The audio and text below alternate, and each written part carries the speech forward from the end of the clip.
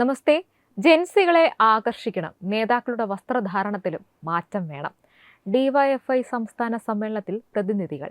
ചുംബന സമരവും ആർത്തവ കവാടവും നടത്തിയവർ ഇനി എന്തൊക്കെ കാണിച്ചു കൂട്ടും? ഡിവൈഎഫ്ഐ അഖിലേന്ത്യാ നേതൃത്വം ദേശീയ തലത്തിൽ ശ്രദ്ധിക്കപ്പെടുന്ന ക്യാമ്പയിനുകളൊന്നും ഏറ്റെടുക്കുന്നില്ലെന്ന് പ്രതിനിധികൾ വിമർശിച്ചു. പാറ്റാപാട്ടി സമരത്തിന് ശരിക്കും നേതൃത്വം നൽകേണ്ടിയിരുന്നത് ഡിവൈഎഫ്ഐ ആയിരുന്നുവെന്ന് പ്രതിനിധികൾ. സംസ്ഥാന സമ്മേളനത്തിൽ അതിരൂക്ഷ വിമർശനമാണ് പ്രതിനിധികൾ ഉന്നയിച്ചിരിക്കുന്നത്. പരമ്പരാഗത രീതികളിൽ നിന്ന് മാറി പുതുതലമുറയെ ആകർഷിക്കുന്ന വിധത്തിൽ പ്രവർത്തന രീതിയിലും മാറ്റങ്ങൾ വേണമെന്നും പ്രതിനിധികൾ പറഞ്ഞു. ഡിവൈഎഫ്ഐ അഖിലേന്ത്യാ നേതൃത്വം ദേശീയ തലത്തിൽ ശ്രദ്ധിക്കപ്പെടുന്ന ക്യാമ്പയിനുകളൊന്നും ഏറ്റെടുക്കുന്നില്ല. CJP സമരത്തിൽ റഹീമിനുൾപ്പെടെ നന്നായി ഇടപെടാനും സമരത്തിന്റെ മുഖമാകാനും കഴിഞ്ഞു. ജെൻസികളെ സംഘടനയിലേക്ക് ആകർഷിക്കുന്നതിന്റെ ഭാഗമായി അടിമുടി മാറണം. വസ്ത്രധാരണത്തിൽ പോലും മാറ്റങ്ങൾ വേണം. കൊട്ടേഷൻ ലഹരി സംഘങ്ങളെ അകറ്റി നിർത്താൻ ഡിവൈഎഫ്ഐ ശ്രമിക്കണം. ഈ ഒരു കാര്യം പറഞ്ഞപ്പോഴാണ് ഓർത്തത്, ഈ അടുത്തിടെയാണ് ഇടുക്കിയിൽ നിന്ന് ഒരു ഡിവൈഎഫ്ഐ നേതാവിനെ, ഷിയാസ് എന്ന് പറഞ്ഞൊരു നേതാവിനെയും കൂട്ടത്തിൽ 4 പേരെയും കൂടെ MDMA പിടികൂടിയത്. അത് പോട്ടെ. അതുപോലെ തന്നെ സംഘടനയിൽ സ്ത്രീ പ്രാതിനിധ്യം ഉണ്ടാകുന്നില്ല. സംഘടന രൂപം കൊണ്ട പഞ്ചാബിൽ പോലും ഡിവൈഎഫ്ഐയുടെ സ്വാധീനം കുറഞ്ഞു. ജെൻസി കാലത്തിനനുസരിച്ച് സംഘടന മാറണം.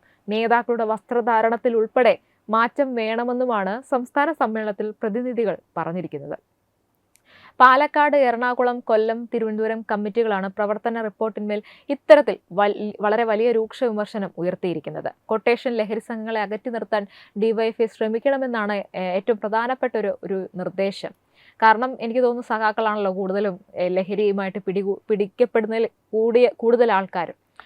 അപ്പോൾ എന്തായാലും അങ്ങനെ ഒരു മുന്നേറ്റം, ലഹരി മാഫിയക്കെതിരെ ശ്രമിക്കണം, അവർക്കെതിരെ തടയാൻ, ലഹരി സംഘങ്ങളെ അകറ്റി നിർത്താൻ ശ്രമിക്കണമെന്നാണ് അവരുടെ ഒരു നിർദ്ദേശം. അതുപോലെ തന്നെ സംഘടനയിൽ സ്ത്രീ പ്രാതിനിധ്യം ഉണ്ടാകുന്നില്ലെന്ന് പറയുന്നു. അതുപോലെ CJP സമരത്തിൽ റഹീമിന് നന്നായി ഇടപെടാനൊക്കെ കഴിഞ്ഞു എന്ന് അവർ പറയുന്നുണ്ട്. മുഖമാകാൻ, CJP ഒരു സമരത്തിൻ്റെ മുഖമാകാൻ കഴിഞ്ഞു എന്ന് അവർ പറയുന്നുണ്ട്.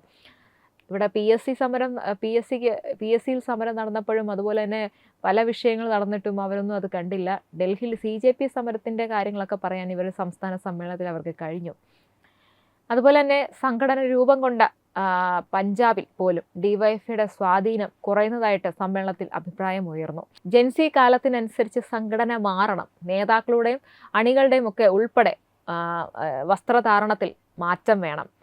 അതുപോലെ തന്നെ പരമ്പരാഗത രീതികളിൽ നിന്ന് മാറി പുതുതലമുറയെ ആകർഷിക്കുന്ന വിധത്തിലുള്ള പ്രവർത്തന രീതിയിലും മാറ്റങ്ങൾ വേണമെന്നും ഡിവൈഎഫ്ഐ പ്രതിനിധികൾ പറഞ്ഞിരിക്കുകയാണ്. മാറ്റം അനിവാര്യം. കേരളത്തിലെ യുവജനത ഇനി എന്തൊക്കെ കാണേണ്ടി വരും എന്നുള്ളതാണ് കാത്തിരിക്കുന്നത്. ചുംബന സമരവും ആർത്തവ കവാടവും ഒക്കെ നടത്തിയ സംഘടനയ്ക്ക് ഇതൊക്കെ നോക്കാം. പിണറായി സർക്കാരിൻ്റെ തുടർഭരണം ഡിവൈഎഫ്ഐയുടെ പ്രവർത്തനത്തെ ബാധിച്ചു എന്നൊരു പ്രവർത്തന റിപ്പോർട്ട് ഈ സമ്മേളനത്തിൽ അവതരിപ്പിച്ചു. സംഘടനയുടെ പ്രവർത്തനം ശിഥിലീകരിക്കപ്പെട്ടു. യുവജന വിഷയങ്ങൾ ഏറ്റെടുത്ത് ഡിവൈഎഫ്ഐ മടങ്ങി വരണമെന്നും റിപ്പോർട്ടിലുണ്ട്. പിണറായിയെ കമ്മി അനിയന്മാരെല്ലാം കൂടെ എടുത്തിട്ട് അലക്കുവാണ്. മുമ്പ് ഈ നിയമസഭ, ലോക്സഭ ഇലക്ഷനൊക്കെ കഴിഞ്ഞപ്പോൾ ഇതേപോലെ ഇവരൊരു ഏരിയ സമ്മേളനങ്ങളൊക്കെ വെച്ചപ്പോഴും അതിലും പിണറായി വിജയനെതിരെയും ഗോവിന്ദനെതിരെയും ഒക്കെ വിമർശനങ്ങൾ ഉയർന്നിരുന്നു. ഇപ്പോൾ ഈ ഡിവൈഎഫ്ഐയുടെ സംസ്ഥാന സമ്മേളനത്തിൽ സ്വന്തം അണികൾ തന്നെ പിണറായി വിജയനെ കുറ്റം പറയുകയാണ്. ഇനി പാറ്റാപാട്ടിയെ മാതൃകയാക്കണമെന്നാണ് അവർ പറയുന്നത് കേട്ടോ. ഡിവൈഎഫ്ഐ ഇനി കമ്മ്യൂണിസ്റ്റ് ഉപേക്ഷിച്ച് ഇനി പാറ്റാപാട്ടിയുടെ പുറകെയാണ്.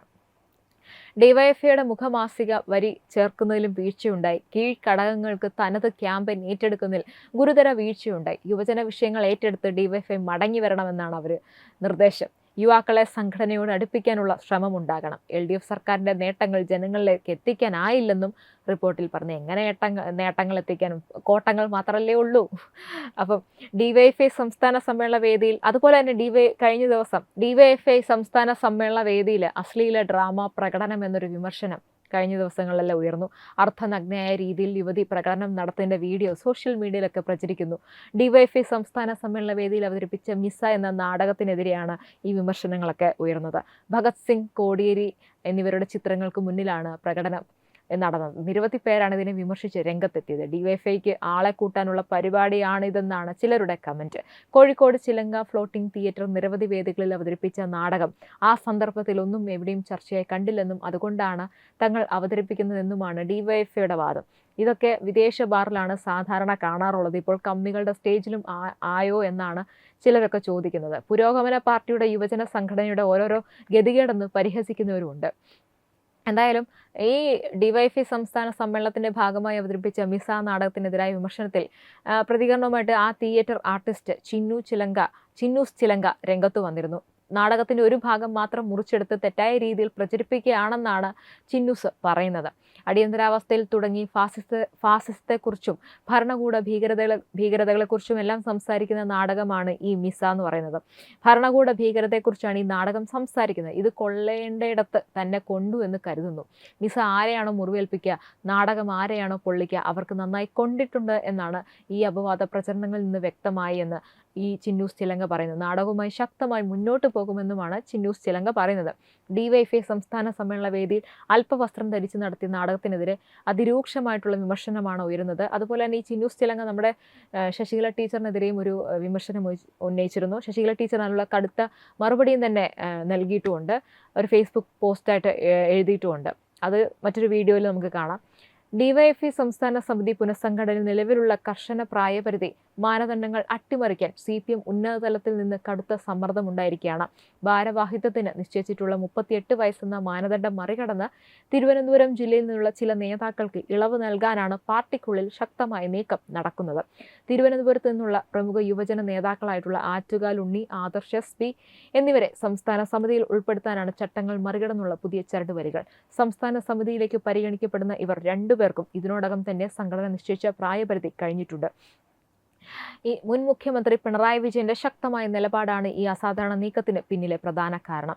പ്രായപരിധി കഴിഞ്ഞതാണെങ്കിലും ആറ്റുകാൽ ഉണ്ണിയെ എന്ത് വില കൊടുത്തും ഡിവൈഎഫ്ഐ സംസ്ഥാന സമിതിയിൽ ഉൾപ്പെടുത്തിയേ മതിയാകൂ എന്ന കർശന നിർദ്ദേശമാണ് അദ്ദേഹം മുന്നോട്ട് വെച്ചിരിക്കുന്നത്.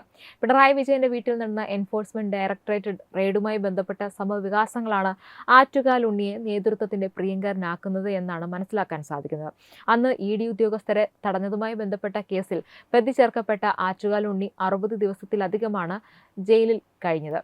പിന്നീട് കേന്ദ്ര ഏജൻസികൾക്കെതിരെ തെരുവിലിറങ്ങുകയും പാർട്ടിക്കായി ദീർഘകാലം ജയിൽവാസം അനുഭവിക്കുകയും ചെയ്ത ഒരു നേതാവിനെ സംഘടനാ നിയമത്തിന്റെ പേരിൽ മാറ്റി നിർത്തുന്നത് ശരിയല്ലെന്നാണ് നേതൃത്വത്തിന്റെ വിലയിരുത്തൽ. പ്രതിസന്ധി ഘട്ടങ്ങളിൽ EDയെ നേരിട്ടവർക്ക് അർഹമായ പാരിതോഷികം നൽകുക എന്ന ലക്ഷ്യം കൂടി ഈ തീരുമാനത്തിന് പിന്നിലുണ്ട് എന്നാണ് പുറത്തുവരുന്ന റിപ്പോർട്ട്. വരും കാലങ്ങളിലും കേന്ദ്ര ഏജൻസികളായ EDയുടെ മറ്റു ഭാഗത്തു നിന്നും പാർട്ടിക്കും സർക്കാരിനുമെതിരെ കൂടുതൽ ശക്തമായ നീക്കങ്ങൾ മുഖ്യമന്ത്രി പിണറായി വിജയൻ പ്രതീക്ഷിക്കുന്നുണ്ട് എന്നും അണികളെല്ലാം പറയുന്നുണ്ട്. ഡിവൈഎഫ്ഐ സംസ്ഥാന സമ്മേളനത്തിൽ പറയുന്നു.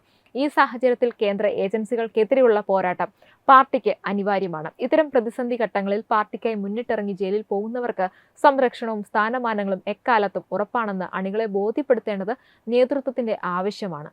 ജയിലിൽ കിടന്നവർക്ക് പാർട്ടിയിലോ പോഷക സംഘടനകളിലോ അർഹമായ സ്ഥാനം ഉറപ്പാക്കുക എന്ന സന്ദേശം നൽകാനാണ് ഈ നീക്കത്തിലൂടെ മുൻ മുഖ്യമന്ത്രി ലക്ഷ്യമിടുന്നത്. നേരത്തെ ഡിവൈഎഫ്ഐയുടെ സംസ്ഥാന പ്രസിഡന്റാകാൻ ആഗ്രഹിച്ച പലരെയും പ്രായപരിധിയിൽ വെട്ടിയിരുന്നു.